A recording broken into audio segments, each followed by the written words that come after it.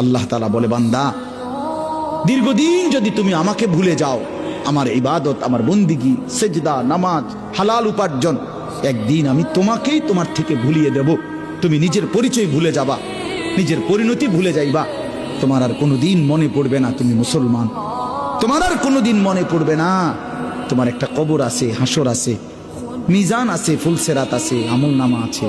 এটা বলে দাও, এটা ভুলেই যাই। 50 বছর ধরে প্রতিদিন মিথ্যা বলে, 50 বছর ব্যবসা করে, প্রত্যেক দিন ওজনে কম দেয়। এটা কেমন ডাকাত!